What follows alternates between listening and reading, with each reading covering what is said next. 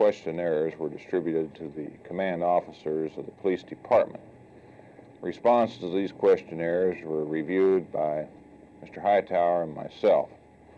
After reviewing the answers and then after interviews with several of the officers, we felt that Lieutenant Walls would be the best man to head the police department of the city of Fort Worth. It was not an easy choice because there are many well-qualified men in the police department who were considered. I think we should continue a lot of the programs that Mr. McMahon and Chief Hightower started.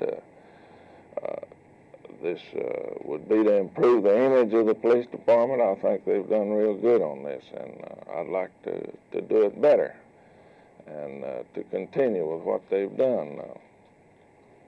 I don't plan a whole bunch of enormous amount of changes.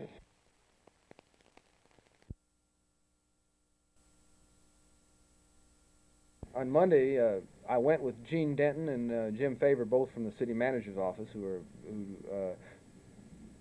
kept many of the facts and statistics. That we need more time before we can make an overall recommendation. I also think that we ought to spend a day here in Dallas with our own ambulance service and see what type of service we're getting here. Also, I think that we ought to visit another city to see similar service to where the citizens might pay for the service. A commercial service. A commercial service, right. And also, you know, it's a whether or not we should give, as we give fire service, as we give police protection, should the city pay for the service for the citizens of Dallas. From your impressions, spending a day each in Washington and Baltimore, what were your impressions of the service they give? Well, I was very impressed with the service in both places, as far as especially Baltimore, the type of service they were giving, and also in Washington.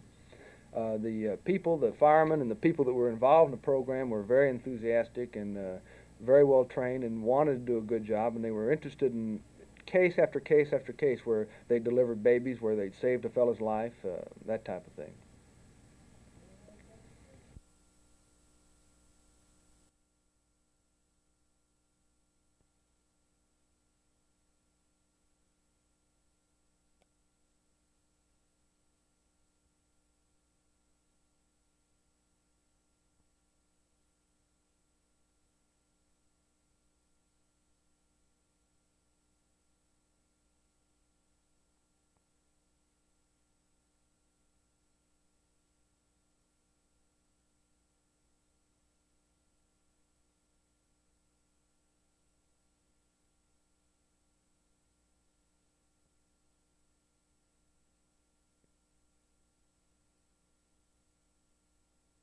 Our plans call for completely reworking, remodeling the south side of the building. In fact, right here where we are standing, we will go down 2 floors and up 3. We'll have a basement, a ground floor, a first, second, and third floor. This will enable us to greatly expand the ancillary services. For instance, it will allow us to increase the operating rooms by 8, giving us a total of 18 operating rooms. We will increase on the 3rd floor the delivery suite by adding 3 delivery rooms, and this makes us a total of 7. On the ground floor, of course, will be our expanded emergency room and part of the pediatric wing, which also will extend up to the 2nd floor.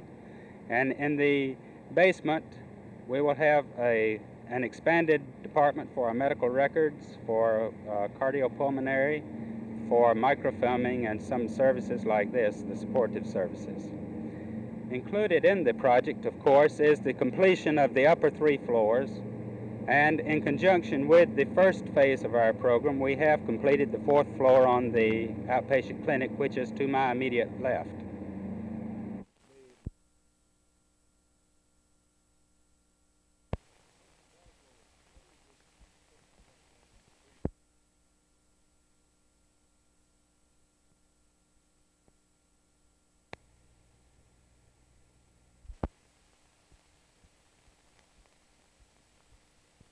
They feel like that this country ought to be turned back to the birds, the bees, the animals, and the barren lands, and forget about the human need. And certainly I feel like the Texans have more at stake, and they are more concerned about meeting mine and your needs and our neighbors' needs in the future, providing us with the one essential element, water. One of their criticisms, I might add, and it's in printed form, is that the plan doesn't have any provisions for restraining the growth of population, that they're interested in better quality people and less quantity. And certainly we're all interested in the quality of people. But I don't believe it's a function of the water plan to get into population control.